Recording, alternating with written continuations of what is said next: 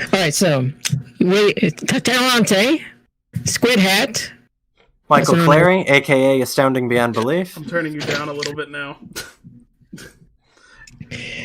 and this is -1. So -1 is good. Water effects good. I want to go to bed. not yet. You've just got here. The stream just started. All right. So, should we start with general thoughts and then start riffing off of the random screen caps I took? So, yes. We've already said this, and I'm sure this is because we're stuck in a time loop. One of my favorite Godzilla movies so far. I cried 3 times. The human story was very touching. I loved it a lot. Godzilla also looked really cool. At the end of the day, he is always a cool lizard, even though he is definitely just really scary in this movie. Yeah, he was a really menacing presence, and it really makes you feel like Batman. I mean, it really makes you feel... it's really terrifying. I know people have been clamoring for an R-rated Godzilla movie for ages now, and I think this movie is proof that you really don't need that. He can be perfectly scary within the confines of a PG-13 movie, and you can still take your kids to it. As at least one person in the chat has mentioned doing in the near future. Someone mentioned that there was a family and the mom was reading the subtitles aloud, and then the kids were running around the theater while -1 was playing. The reading the subtitles loud is also kind of adorable, but also if I was in that theater, I would not think it was adorable. Yeah. It is wild that there's a wide release of a Toho Godzilla movie, which is A, doing incredibly, and B, doing incredibly without a dub. Did 2000 have a wide release? I know technically Sony did a lot to that one, but did it? Or Yep, it was a wide release. Okay, cool. I like both versions of 2000. Seeing the Japanese cut in theaters, I've decided very definitively I like the US cut more. How much prep time would Batman need here? I don't know. Maybe we'll pull up the treatment for Batman meets Godzilla and we'll read it. Also, the DC comic, we may find out very quickly how much prep time he would need. Yeah, whose mandate wins? DC's that Batman can't lose, or Toho's that Godzilla can't lose? They'll team up. That's what I always Superman lost real fast.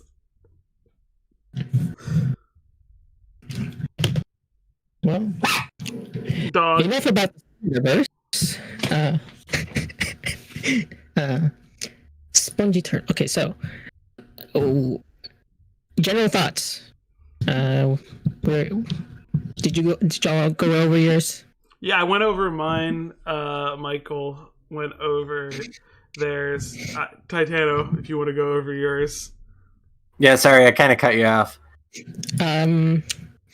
So I rewatched the movie 2 hours before the stream started, and even though I knew exactly what was going to happen, I still got emotional. This is a really powerful film. It's probably going to become my favorite Godzilla movie.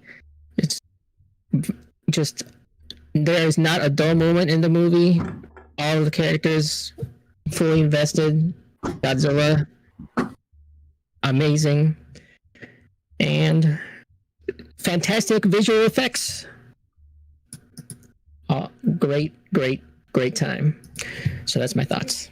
Yeah, I absolutely agree that it about the efficiency of the storytelling. It's one of the longest movies in the series, but nothing really feels extraneous. And frankly, I could spend another 2 hours with these characters. When is -1 hitting streaming services? We don't have a date, but what the rumor is that it's going to hit Amazon Prime, at least in Japan, at some point. So you'll be able to download it You'll be able to download the pirate versions approximately 5 minutes after that happens. Or if you have a VPN, because I don't think Amazon cares that much to detect your VPN. This stream is sponsored by ExpressVPN. It is not.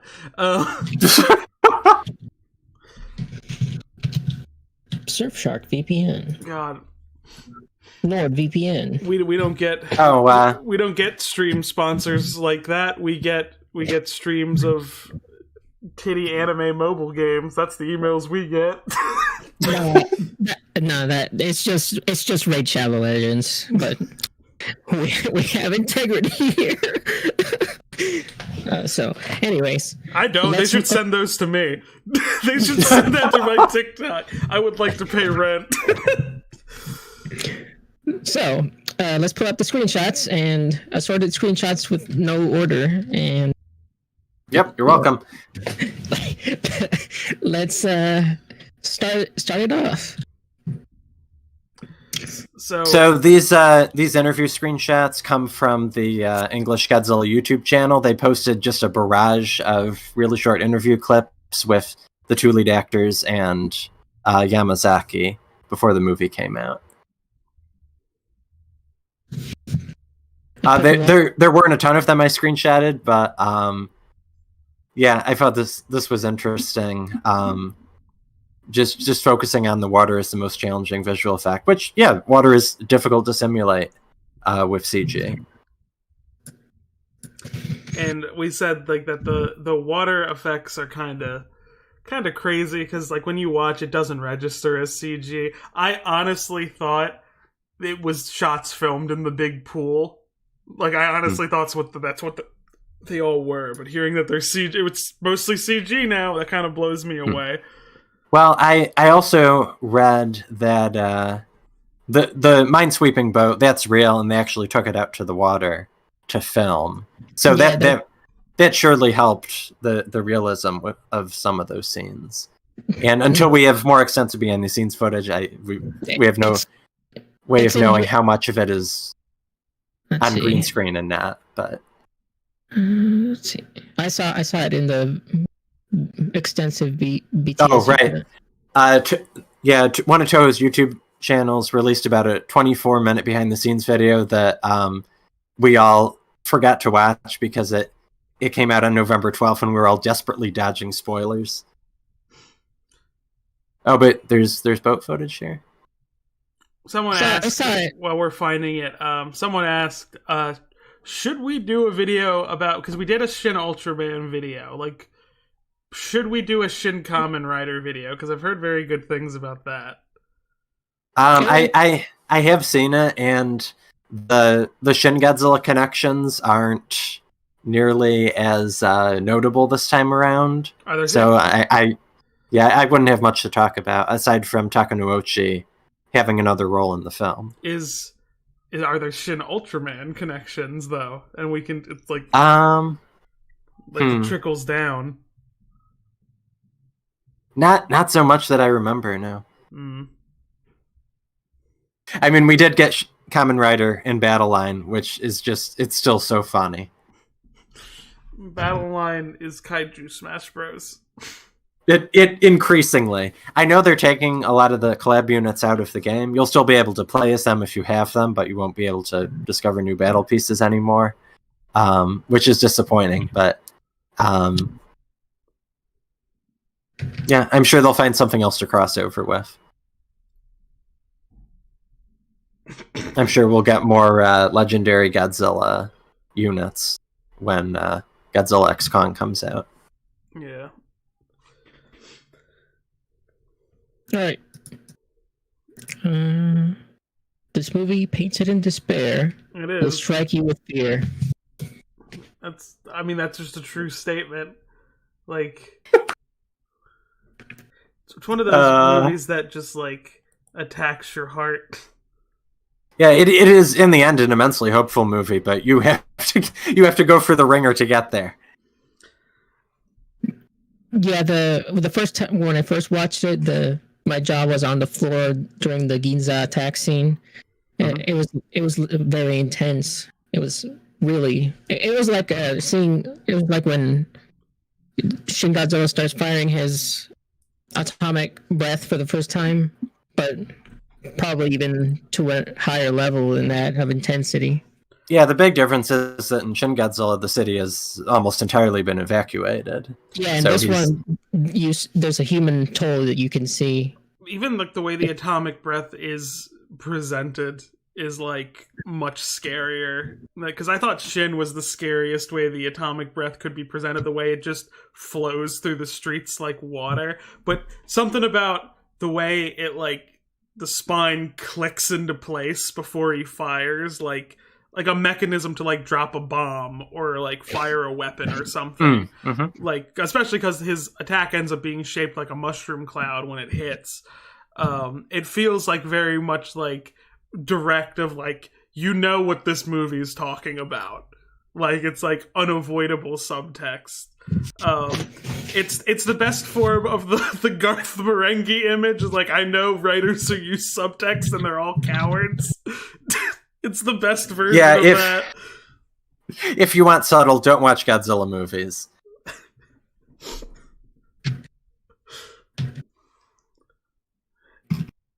Very convenient photo here. So yeah, the intensity. It was when Noriko pushed Koichi to the side when the atomic breath shockwave hit, and you think she's really dead. Like, that hits hard. Yeah, that very much caught me off guard, and I was ready to be very disappointed with that aspect of the movie if they had actually killed her off. Glad they didn't. We got to talk about that second to last shot, though. We don't have a visual for it, of course, but we're not very showing interesting camera stuff. footage on YouTube yet. No. There he is. Actual size. Oh, yeah. So before the stream started, Les pointed me towards a Godzilla.com interview with Yamazaki where he said, let me just read it off.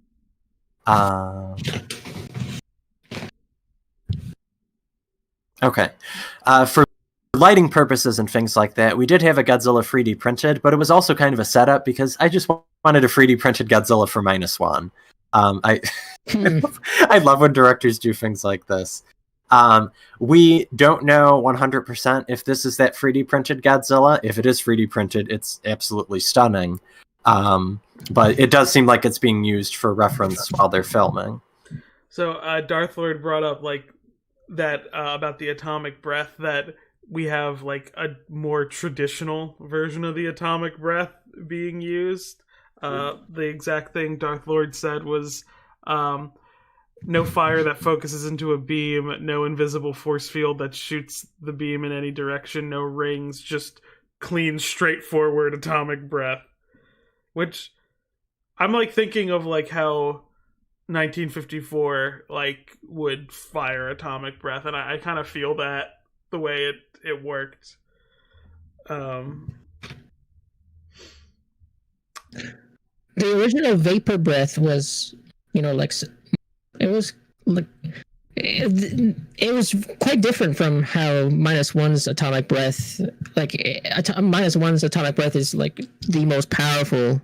I mean, I feel in at least vibe they kind of match. Like there's something harrowing about,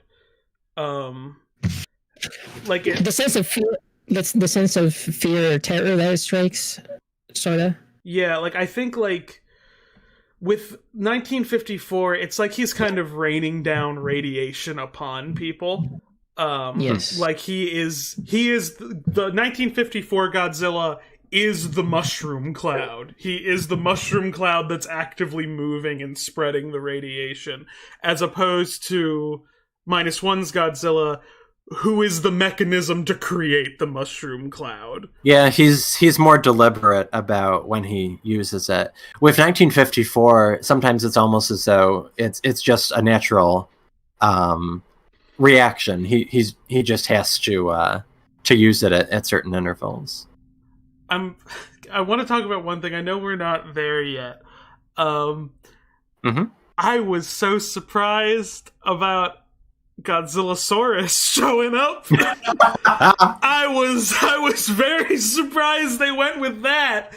I thought that was a really cool idea that they took, like, that basic core idea of, like, yeah, Godzilla was just a dinosaur on an island at one point, and then, like, who, like, came up and, like, did stuff on the island, and he wasn't just, like, a legend, like, it's...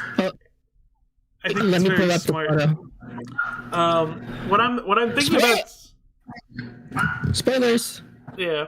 What I'm thinking about specifically is the thematic framing of how Godzillasaurus is used here versus how it's used in versus King Ghidorah. Where it's like he's very deliberately attacking Japanese soldiers here, while in versus King Ghidorah, you can kind of interpret him as protecting the Japanese soldier. It's not what he's doing. He's an animal. Yeah. They certainly interpret it at that to Shindo's undoing. Yeah. He's an animal. He does not think like that. Kaiju can think, but not in the... I don't want to talk about how kaiju think. That's a whole other topic. It's too much. I keep getting off topic. But I think there's might be something interesting thematically to read into that of, like, differing framings of that time period from different directors. Someone smarter than me should probably write a write-up of that. Someone who's more well-read on the geopolitical landscape of Japan could probably write a very interesting thing about how Godzillasaurus is used in Minus One versus how he's used in versus King Ghidorah. As long as we're on the unmutated Godzilla, I want to drop a few facts from the novelization, which has been My Kaiju, the My Kaiju fan site, ran the whole thing through Google Translate and put it online. Obviously, far from a perfect translation, but you can still get the gist of it. So we do have an estimate of his height from the novelization. He's around 15 meters tall in this form. And the description of the Crossroads Bravo test scene establishes that he actually could regenerate before he was irradiated. In fact, that was how he survived the test. He was just continually healing and being mutated at the same time. Tangential to that, we were talking about the atomic breath. I don't want to skip this aspect of it. I love that the atomic breath burns him, too. Yeah, that was really interesting. And it helps this very unorthodox plan seem believable that he has to recover. Like, it drives home the thing of, like, I think it was, like, Tomoyuki Tanaka wrote in his book specific, I forget which one, he wrote a couple books, but the one about Godzilla, one of the many, Godzilla just doesn't help, about Godzilla being just as much a victim as the people of Japan. So I like the idea. It's like he's carrying that trauma with him and kind of unleashing it on just who's around him. And I think that kind of, like, because I'm just kind of thinking about it more now, I think that's an interesting parallel that you can draw with the actual main characters, like the human characters, of how they carry trauma with them. Like, you can almost see, like, reflections of the human character in the monster, which I think is a really interesting idea. Because I'm just kind of thinking about it now in, like, how it's portrayed. Because I thought about a lot of things with this movie, but I'm also just, now that I get to talk about it out loud for the first time in a while, I'm connecting things in my head.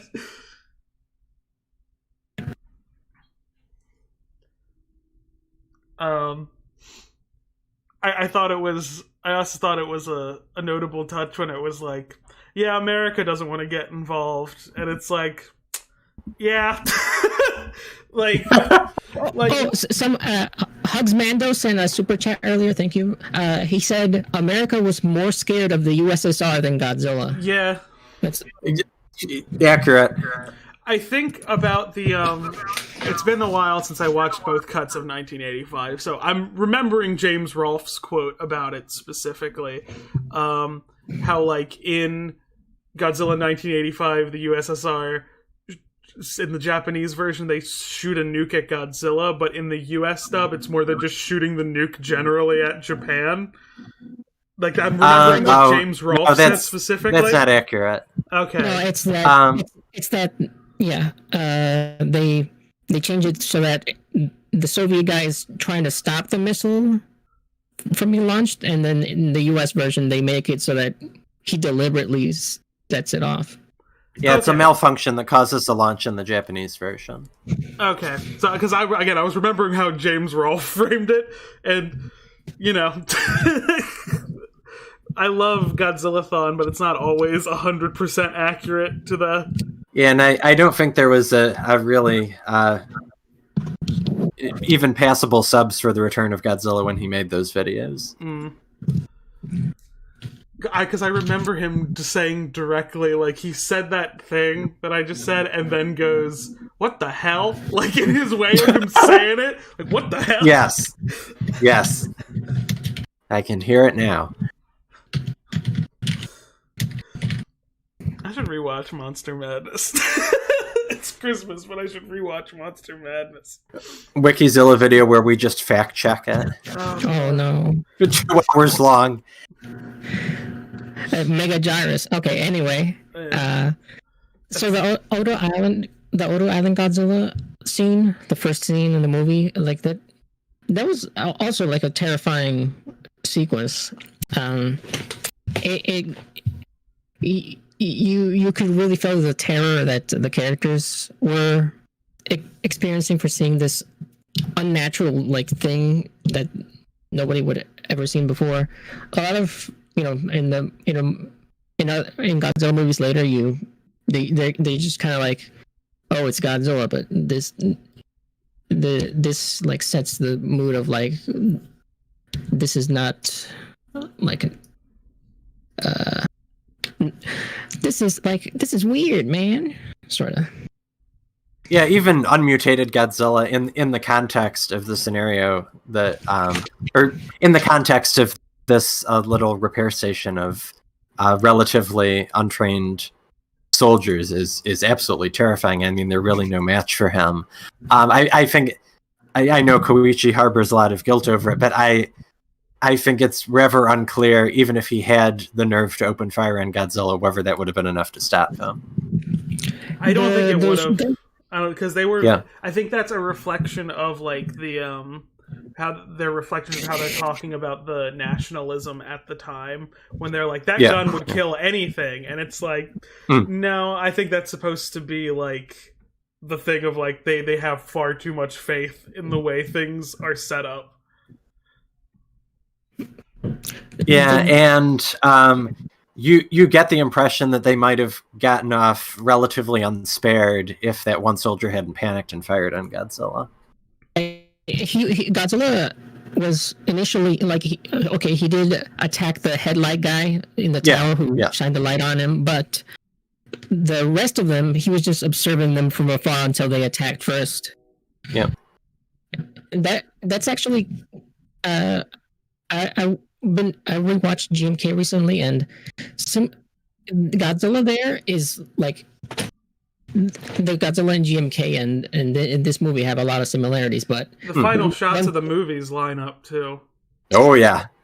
Well, the thing that is opposite, like polar opposites, is that the GMK Godzilla hates humans, and this one does too, but initially he doesn't. He's just he doesn't want to. He's just observing from afar until they attack him first. And in GMK, Godzilla doesn't attack first. Doesn't attack Baragon and Mothra first. They attack him first, and then he retaliates. So that's a little connection there. Yeah, it makes sense for that version of the character since he's very much out for the Japanese people. He doesn't have any quarrel with these monsters until they start attacking him. Something else I wanted to talk about. Hedra Enjoyer said, the novelization of Godzilla Minus One also says that the locals of Odo Island would give Godzilla gifts and he would give them the deep sea fish. I know there's a tweet to that effect going around. on Twitter, but I have gone through the whole novelization, and I didn't see anything like that. There is a bit about how I think it's a hot pot of deep sea fish is an Odo Island specialty because they collect them whenever Godzilla surfaces, but I don't remember anything about them giving him gifts in return. Having not read the novelization, that might be interpolating things from 1954 in the background they give, where they mentioned like a long time ago they would do sacrifices to Godzilla. Yeah, that might be. I'll feed you cows to Godzilla. Yeah, like I think it's supposed to be like an interpolation. They're interpolating that information against Godzilla bringing up fish for the people of Odo Island. Yeah, and it's completely passable. I missed something, but there was another thing I forgot. Let's keep going. I forgot. So didn't someone say that the reason that the deep sea fish surface right before Godzilla is because they get scared and they try to they surface too quickly and die of the pressure? Yeah, that's in there. And it does very neatly foreshadow at least part of how they beat Godzilla. Yes. Pretty good foreshadowing there. The whole deep sea fish concept also very much reminded me of the beginning of Gorgo, when that volcanic eruption at the beginning of the movie sends all sorts of these weird looking fish to the surface. Gorgo is a good movie too. Gorgo, that's not nearly as good as Minus One, but it's a good movie too. Someone asked how are GMK Godzilla and Minus One Godzilla similar personality wise. Well, after the nuke, the Minus One Godzilla is like has it out for humanity, just like the GMK one does, and he's extremely aggressive. That's what I was referring to.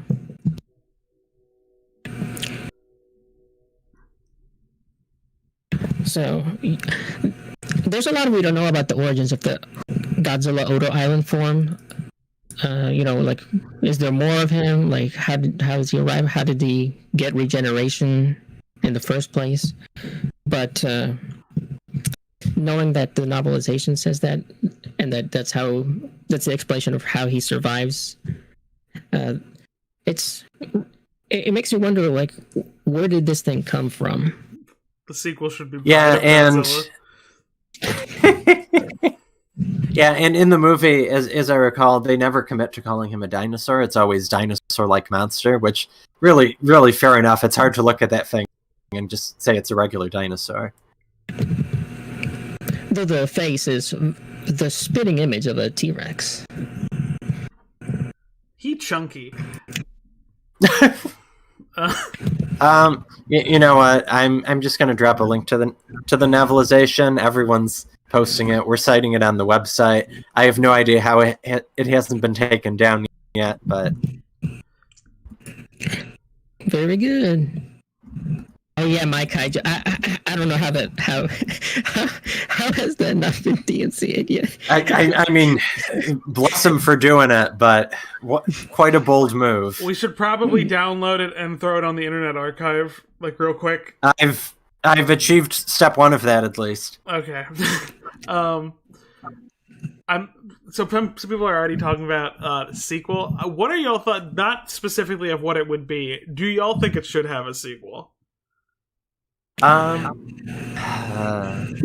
off working on the GMK Godzilla profile and the beating heart, like that, there's no guarantee of a sequel whatsoever, but they could.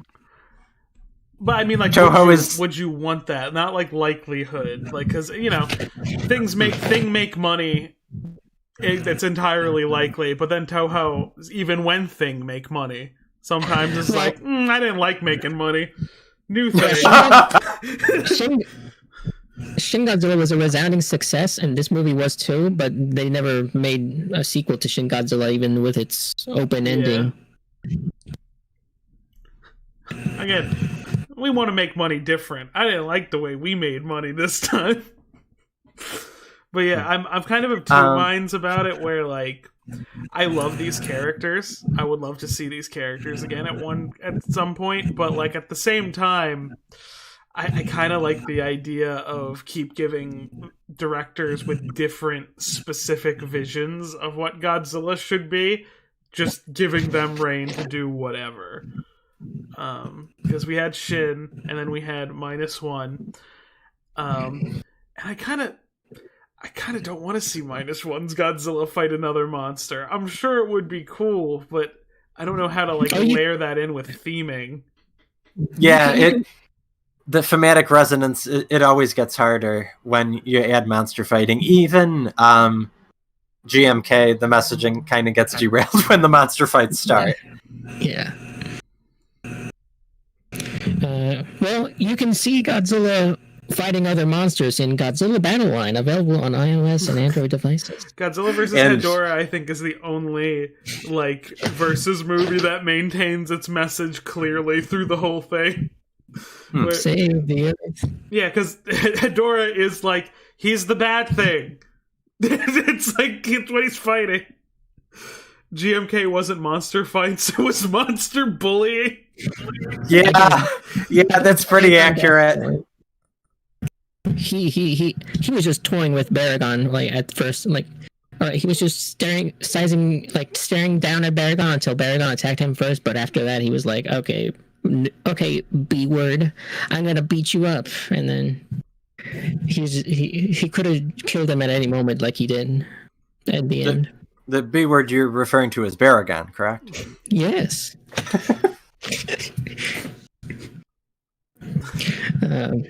But yeah, so one more thing about the regeneration. We don't have a screenshot for this one, but let's talk about it. During the chase sequence, when the mine is exploded inside his mouth. Oh my god! I love that. Someone.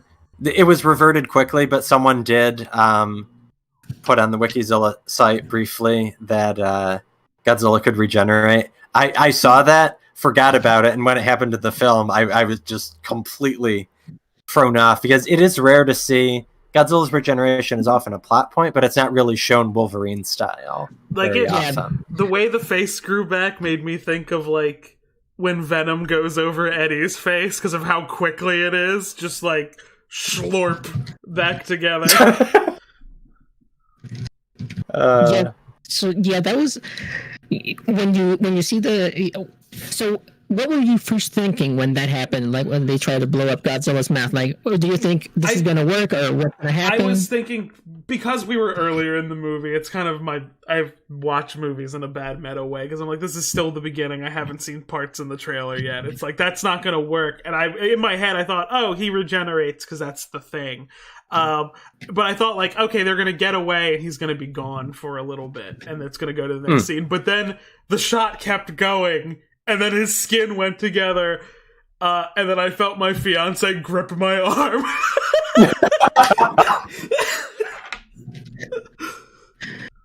Yeah, it was a genuinely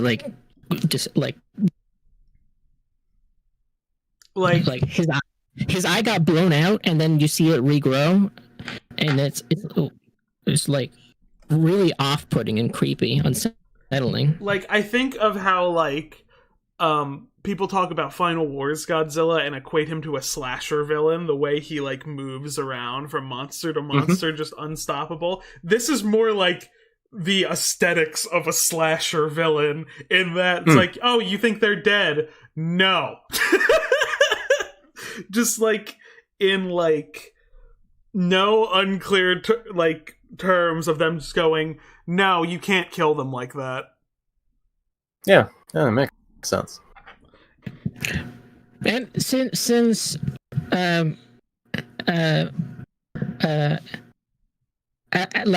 like was said earlier, never did Godzilla have instant regen, despite what certain YouTube commenters might suggest. But since Godzilla's never had instant regen, seeing it for the first time is like a shock, even to a Godzilla fan. I think Godzilla Earth had pretty quick regeneration, but yeah, but he was also the boy in the bubble as well. Yeah. So he didn't get to show it off very often. Like I think part of the plan they were hatching was that they had to overload him with electromagnetic energy very quickly, or the weak point they exploited would just regenerate, something like that. But I don't know how clearly it was shown, and if it was shown, it probably looked terrible because it's an anime Godzilla movie. Anyway. That being said, Gamera Rebirth is great. Y'all should watch that. Oh, yes. There's some dodgy animation, but the story is very solid. Gamera make iPhone. That's it. Let's continue. Wow. Spoilers. Well, I guess this does a spoiler warning. It also came out several months ago. Oh, Gamera Rebirth is definitely better than the Godzilla trilogy. Gamera Rebirth is better than a lot of Godzilla movies. Hello. Minus One, of course, wins out over Rebirth, because Minus One hit a different way, but Rebirth is still very good. I just wish Virus wasn't yellow. That was such a weird change. It was. They made him yellow just like The Simpsons. Like, what's the point?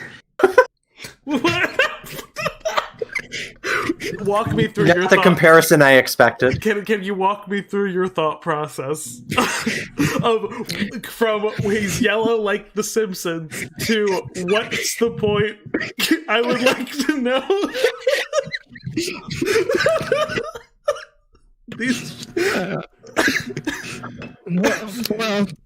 Well, we haven't got time for that. We need to move on to the Homer. It's me, Vera Simpson.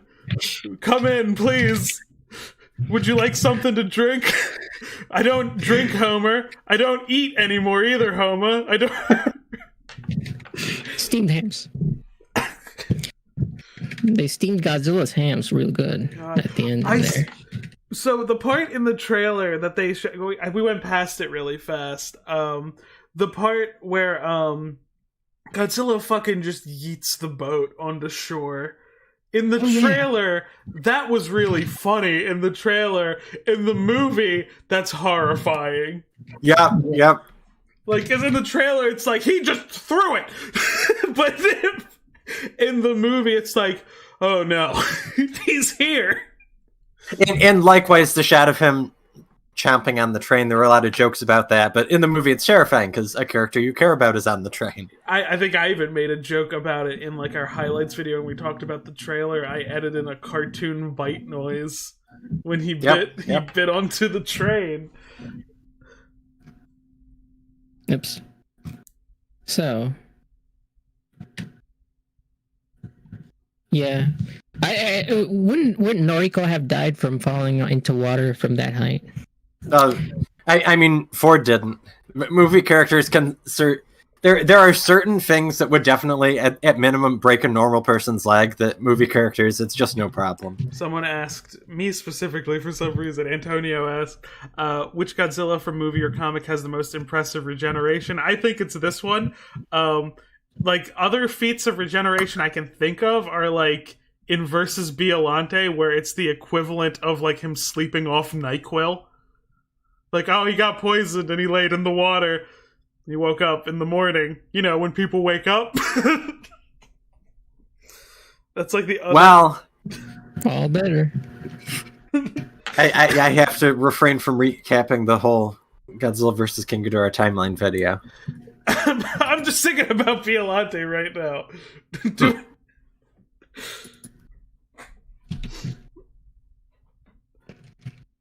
I don't see that shot of the boat, but yeah, that was scary. Do you want to talk about the characters? Yeah. So, let's start with... Everyone loves Doc. Yes. Everyone loves Doc. Doc is everyone's favorite character. That's not Doc. It's Dr. Or I'm on a delay. Dr. Noda. Yes. Yeah. Yes. Akitsu gave him the nickname Doc, and then gave the kid the nickname the Kid. Not the most original names, but Yeah. Akitsu was really funny. Like, he never failed. He always got the theater laughing. With his comment right before Godzilla appears that like Noda says, "Don't you hate taking orders from the government?" And Akitsu says, "Yes, but someone has to do it." And then Godzilla surfaces and destroys the sister ship, and he's like, Never mind. And yeah, the opening night crowd got a big laugh out of that too, and it's a very realistic reaction. Like, I think that's like, it's very much like, he feels like kind of like the disappointment in his nation in the wake of like World War II. But he still has a little bit of like that nationalism from the time baked into him. But seeing a big lizard is kind of knocks you out of that real fast. So it's like, actually, no. And just the realization that they have been sent on a suicide mission. They really have no way to stall Godzilla except running away from him. He's just going to take them out instantly if they stay in one place. Yep. Tubby said, this is a good little chat. The Captain Akitsu's hatred for his government but love of his country was awesome. Like, yeah, he had like faith in the Japanese people, and he constantly criticized the government's actions of government's inaction and so on, like their gag orders, whatever. I think it's like a very like hopeful thing, and like because people are generally good. I forget what movie said this. It's like people are generally good, but like when groups of people sometimes have trouble with that. You're paraphrasing Men in Black, appropriate given how this stream began or didn't begin. How did it begin? I forgot. It began perfectly. No problem. Yes. So, Dr.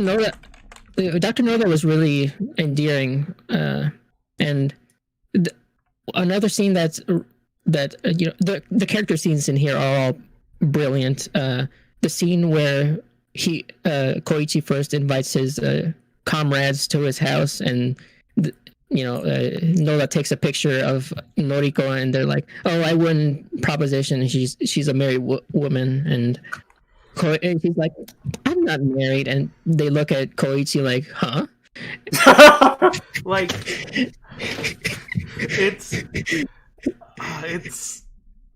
they like these. The thing I love about the characters is that a lot of movies, like this is not specific to Godzilla. This is specific to just fiction in general. Some movies and some pieces of fiction feel like the characters sprung into existence when the story starts. These characters feel lived in. They feel like these are people with experiences that are complicated, not to just exist for the plot. Yes, very much so. They're full-fledged characters, and you can feel that immediately. And it's a very the core cast is very small, which is a problem Godzilla movies often run into, where there's just this massive number of characters, most of whom spend most of the movie having meetings and staring at things on screen. Shin Godzilla proved that can work, but you don't really feel much of an emotional connection to those characters most of the time. The Heisei movies with their English-speaking actors who they clearly picked up at the airport. Or a military base, yes. Yeah. The kid came in clutch when all hope was lost with all the volunteer boats. I really loved I really loved the message here in that, where it was like they specifically tell him not to get involved in like a military form of action, and so he basically finds it through the like the people level thing, that the way the people exist in outside of a militarized force. So I really like that. He says the useless to the rescue, and of course they all those ships have enough horsepower to pull Godzilla up and end him. Yamazaki watched the last Star Wars movie, and he got to the part where all the ships from across the galaxy show up to save the day, and was like, "Hey, what if this was in a good movie?" Wow.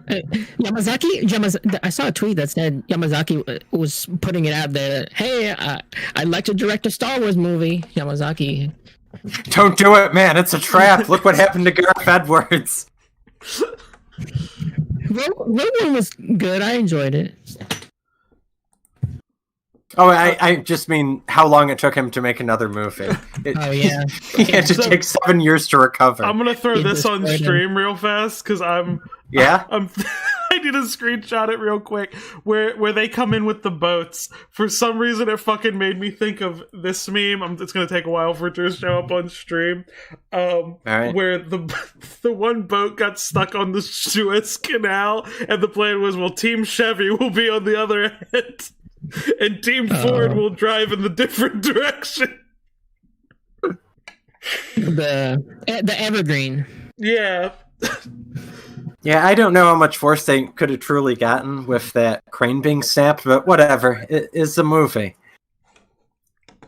As long as it gets its point across and it feels like good. Yeah, emotionally, it very much works. Like, it's just such a good movie. So, like, I saw this back, like, immediately after I watched, this is going to be a slightly off topic, The Max, which is like a 13-episode series that was on MTV, and that show and this have just completely altered the way I watch fiction. Like, it's changed, like, how I digest fiction, because of how, like, good both of them are, and how they are in, like, delivering the messages they're going for, while also creating a story that feels lived in outside of its message. So they've upped your standards, you would say? Yeah. Like, I still will. So I always I will never not like Full Moon Slop. Full Moon Slop is very special to me. I will defend the Puppet Master movies as pretty good, actually, to anyone who will listen. I am eagerly awaiting for the unreleased Full Moon Slap, the Primevals, to finally be available for us. I feel like it'll be enjoyable. I especially because it's older Full Moon stuff. The older the Full Moon stuff is, the better it is. The stop motion King Kong type creatures that sold me instantly. And also the videos about the Baby Oopsie Daisy trilogy that came out very recently. I've been enjoying those videos. And the Barbenheimer movie, which I still can't believe is real. That is Full Moon, right? Or that's associated. Full Moon. It's being released by Charles Band, at least. So Charles, he is personally delivering it to every Charles every Band store and willing to Kaufman stock are it. The goats of U.S. filmmaking. They're keeping it going.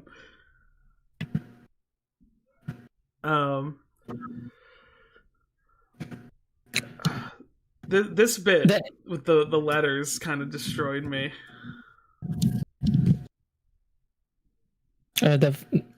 When this photo is from when he's coming back and he finds that Tokyo's been destroyed in the air raids, and his neighbor Sumiko sees him and he's like, "How did you come back? You're supposed to be a kamikaze pilot," and says, we lost because of because of cowards like you, and that's a heavy burden. And then he finds out his parents both died. He's just at absolutely rock bottom in this scene. Yeah. It's the set the destroyed Tokyo set is really it instills a real sense of dread. Like this movie doesn't show any like gore or anything or any dead bodies aside from the ones in the Odo Island. Yeah. But you feel like the dread of so many people are dead and lives have been destroyed. And the part immediately after this where, like, you know, he meets Noriko for the first time, and like the whole thing about like adopting the child when the child's parents die, it's like, yeah, because like I really think about it, like even like in the situation of like having a child thrown into your arms as the person's running away, it's like, yeah, what do you do in that situation? And it's like, I don't think most people could do anything different than what Koichi did in that. I feel like most people would be like, feel a responsibility for helping no matter what, because you're there, you should probably help just out of like caring for your fellow person, like just to make yourself available to do that.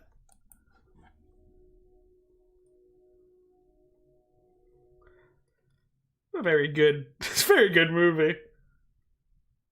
Indeed. And all right, we got to talk about the kid. Now that she's on screen, you don't often see child actors this young in a movie, which is perfectly understandable. But I thought she did a very good job. I don't know what they do. I don't know what they did to make her cry like that. I probably don't want to know. Maybe they were just withholding candy from her. Her scenes always made me tear up. Like when they think Noriko died, and he asked, "Where's mommy?" And the way they try to withhold it, like, oh. The way they try to withhold that too, like when they're like, "Oh, she's on business and stuff," but like immediately sees through it. Yeah. It was. And later on, when he get this photo, she says, that's mommy? And then after the Ginza attack, and she starts crying. This is one of those things where, like, when you don't have the context for it, it's kind of funny to look at. Yeah, but like in the context, it destroys you. Like this could be a litmus test for whether or not people have seen this movie, to like just show them this image, like, hey, what does this image mean to you? Yeah. yeah. Or just the shot of them just before Noriko pushes Koichi out of the way. Yes. All right. Seamus Wynn asks that I have to seize the opportunity to talk about this. What was that stuff on Noriko's neck at the end? Yeah, we're gonna talk about. So I'm of so. Does the novelization give any hints at it? Just because you've read it. Let me bring it up. I know it was pretty vague about it, but I might as well read the translation. I was thinking specifically about like how the radiation poisoning after the atomic bombs affected people who weren't even born yet. After that, it became like a generational thing. I think specifically about the story. I forget the person's full name. I'm pulling it up. Because now we're gonna get into some fucking history. So hold on.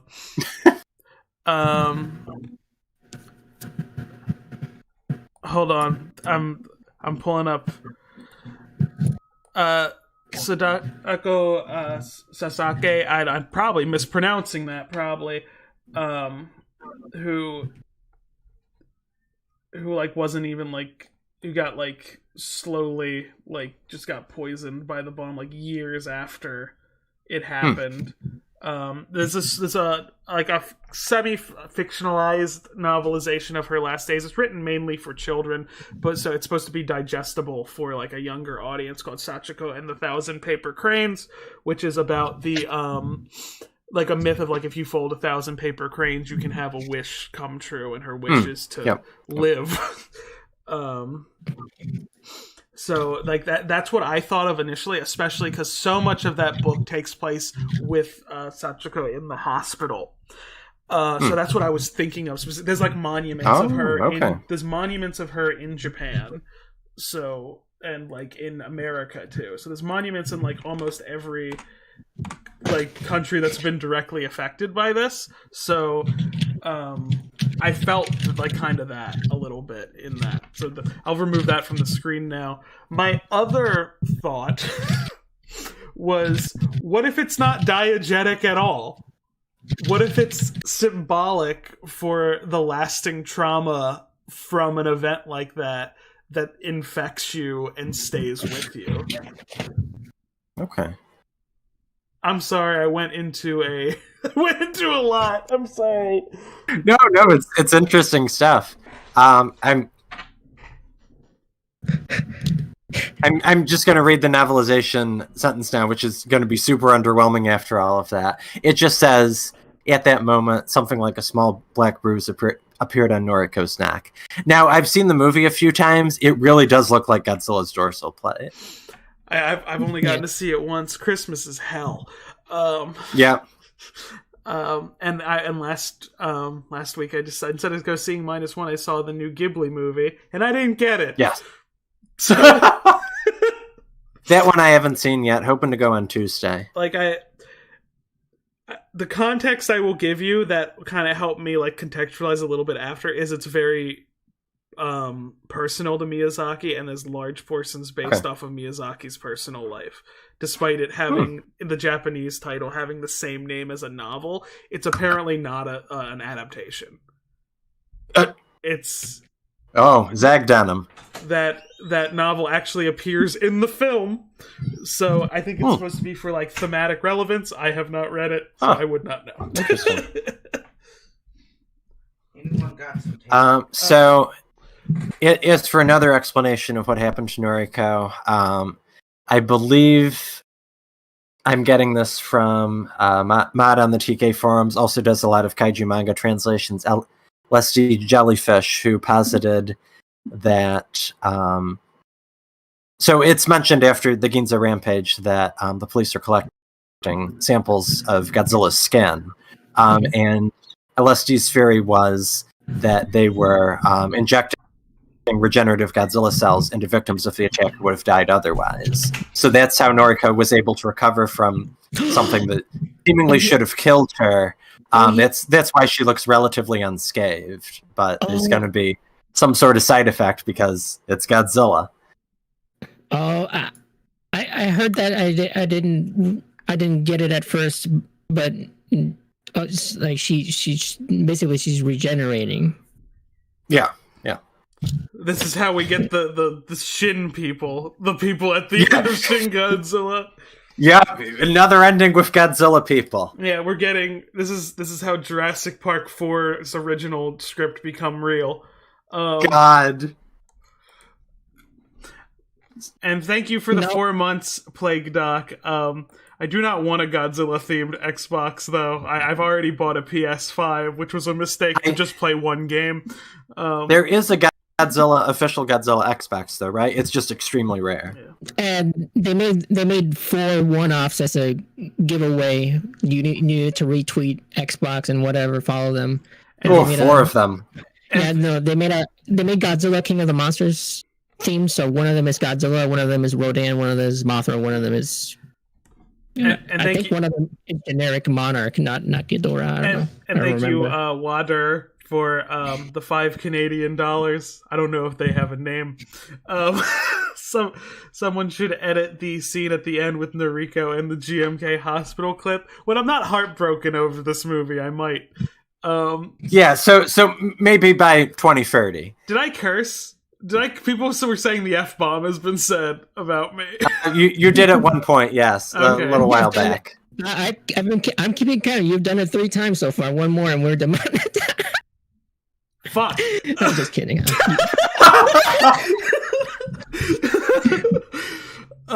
Water also said something interesting earlier that I want to respond to. Water said Godzilla versus Jesus Christ. We'll talk about God's Godzilla some other time. And there was also that short film that the Prince of Egypt crew made. Let me find a link to that.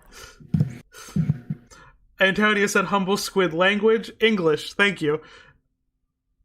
Antonio said, Wikizilla, do y'all believe in Santa Claus? He spelled it with an E at the end, so I believe he must be talking about the movie. Yes, I do believe that Santa Claus, starring Tim Allen, exists. Oh, I was thinking of the one on Mystery Science Theater where he fights the devil. I think there should be a remake of the Santa Claus, but like exactly like the plot where it's like, oh, if you accidentally kill Santa Claus, you become Santa Claus. But the suit is like the Venom symbiote. What? The way we see it, we can be as jolly as we want. Mamma mia. Santa Claus Conquers the Martians is a good movie. I don't care what people say. I enjoy it a lot. Just like Godzilla vs. Megalon is a great movie. It's the same thing. That one I'll just fight people on when they say it's a bad movie. I just start throwing hands. Okay, I misremembered. It was Moses versus Godzilla from the Prince of Egypt folks, which, makes sense. I'm gonna watch it on mute. I need to see it. But I will not. Okay, it's already muted. Lord Kaiju X said, I feel like Noriko surviving was a bit of a cop-out. I feel like her death would have given Shikishima more motivation for wanting to destroy Godzilla. I mean, it did do that. That was his motivation. But if she dies, it kind of feels like she got punished for getting a job. Yeah. Oh yeah. It feels a little bit. I wouldn't prescribe it this because Japan I don't think has the exact cultural context for this. I would call it fridging. Yeah. Like in the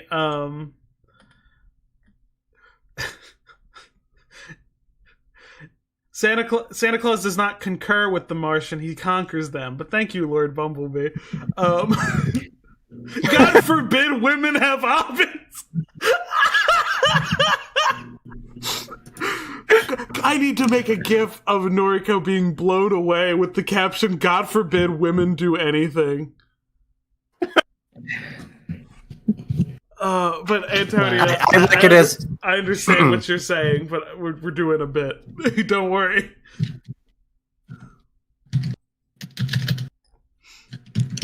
Did anyone else believe that, Noriko is actually dead? I was pretty sure she was dead. Likewise, they got me. Even when the letter got received, I was thinking that there was a mix of things. Where I was continue. Yeah, because when they telegraph some things in some ways, but this movie it takes so much from you. You get this level of doubt about it. Looking back, the ejector seat bit, that's pretty telegraphed. You can tell that's what they're talking about, especially if you read German. Yeah, but and then when the letter arrives after Koichi leaves, it's I thought could Noriko be alive? That was my thought. Those are kind of telegraphed, but they take so much from you throughout the course of the movie. You're you can't believe things can be good, which I think speaks to a message of human perseverance that things can get so bad that you can just assume nothing good will ever happen again, and then you can still persevere through that. I at no point did I think when the telegram arrived and Sumiko arrived in the port, I thought it was just a message of, hey, I'm gonna kill myself, and then he ended up not doing it. The telegram for me, that was my cue that she had survived. That because Sumiko punches him, so I was like, oh, punches Koichi. Like, you told me you were gonna die and you're okay. Like, I thought that was gonna be it, but then they go to the hospital and it's like, what the heck? Noriko's alive? Oh, speaking of people punching Koichi, one of this novelization, because Yamazaki wrote it, and I guess he had a decent amount of lead time, it corresponds very closely to the film, more than any other novelization I've read. But one interesting change is that we actually get to read the entire letter he sent to draw out the mechanic from Odo Island, whose name is escaping me, and Tachibana, yes. You understand why Tachibana knocked him unconscious, tied him up, splashed water on him. This is the whole thing. We've been talking about this film pretty intellectually, like kind of the whole time. If I may be feral for a moment, Tachibana kind of hot. Yeah, this is a very flattering screenshot of him too. Like, especially when, like, he first shows up and he's very disheveled. It's like, yeah. Yes, this. All right, let me read the letter. I was with Sosaku Tachibana on Odo Island. It is said that the Odo Island massacre was caused by an attack by the U.S. military, but the truth is completely different. In fact, Tachibana recklessly fired at a U.S. military ship passing off the coast. As a result of the U.S. military's counterattack, all the young soldiers garrisoned on Odo Island were killed in action. Throughout the attack, Tachibana abandoned his responsibility and fled deep into the mountains. As a witness to the tragedy on Odo Island, I, Koichi Shikishima, am writing this letter to convey to everyone who is in Tachibana's group that I am determined to continue protesting for the rest of my life. That is kind of crazy. That's wild. Yeah. And also, you know, even though this attack succeeded, there are a bunch of random soldiers throughout Japan who just think Tachibana is a complete scumbag. It's going to be hard to clear all that up. God. That's really... Yeah. Should Koichi Tachibana smile? I honestly thought Koichi was going to die at some point, but the indomitable human spirit's too strong. Yeah, they did a good job of making you wonder, but it just would have been completely thematically off. And also, I would have been hearing about nationalism from the moment this movie released in Japan, and I didn't. So, yeah. If the kamikaze pilot actually redeemed himself by being a kamikaze pilot. One of my favorite things that I've heard about this movie, it was what my friend Callie said about it, where that if they do sequels, Koichi should be like the Van Helsing of it, just be in everyone, just the Van Helsing of indomitable human spirit, surviving all of it. Like, doesn't matter what they throw at him, he triumphs. Yeah, I thought, you know, I was like, is Koichi gonna die? I didn't think. I was wondering. I didn't think it was definitive. I think it, you know, I didn't know if this movie was going to take like a really dark direction, like leave Akiko orphan. Like sometimes reality is just like that, but it ended up being like very hopeful. Antonio, instead. I thought I would only have Christmas spirits if I didn't enjoy Christmas. I thought that's when the spirits come. Yep. Here comes Santa Claus. Here comes Santa. Overcoming survivor's guilt. It's a very good movie.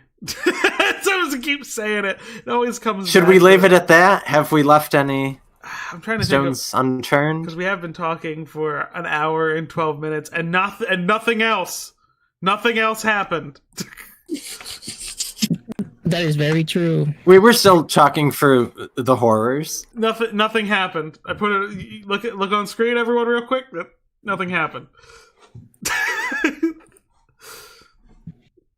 Oh yeah, we didn't talk about the music. Oh yeah.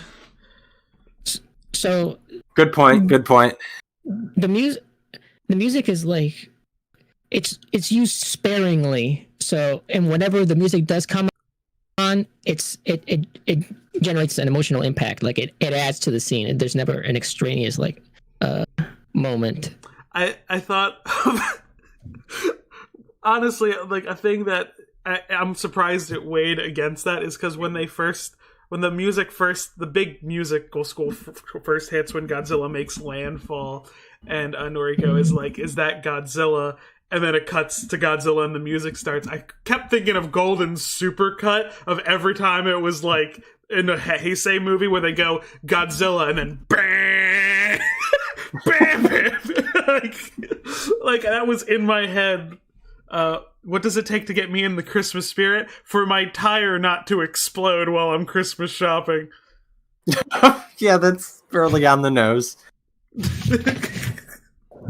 Oh, that's divine intervention right there. Hit that pothole straight on. I am. Oh, yeah. Pothole looking like Godzilla's face after he ate the bomb. God.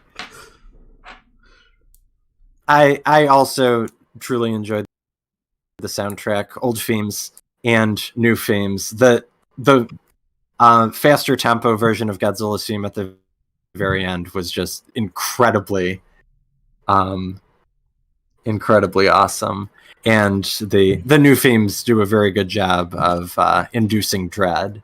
Thank you for the $2, Phoenix Fire. One up. Do they mix in the Always theme? I didn't notice that. That's no. It's just. I think it's just the Godzilla theme, like the classic Ifukube one. Speaking of Always, I am going to be watching all of Yamazaki's movies next year. He's earned it. He deserves it.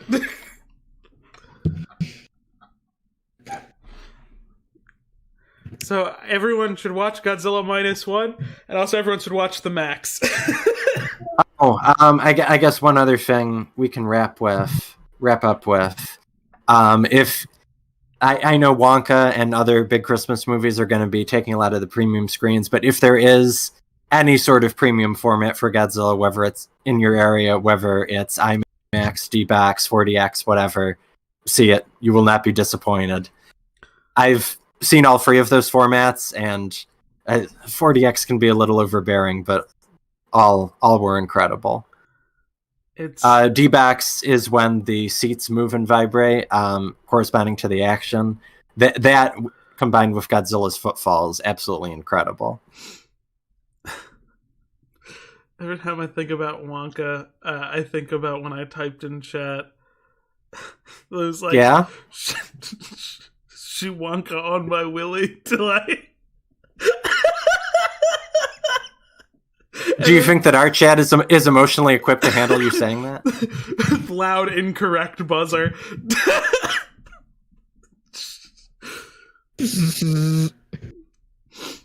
Oh, God. See that Hugh Grant got sent a picture of a naked Oompa Loompa in preparation for Wonka? That sounds like something Jared Leto would do. Oh my God. All right, Squid. It's time to send you off to bed, I think. Yeah. I have to wrap presents. Find out how his Wonka got willied.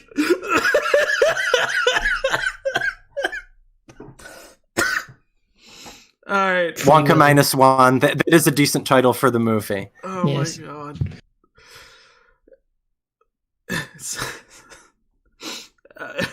Bada boom, bada bing. Is that our outro? Yeah. I haven't been on a stream for so long. All right. I'll shut up then. Do it again. Bada boom, bada bing. Merry Christmas. Happy holidays. Hanukkah. Other one. Hey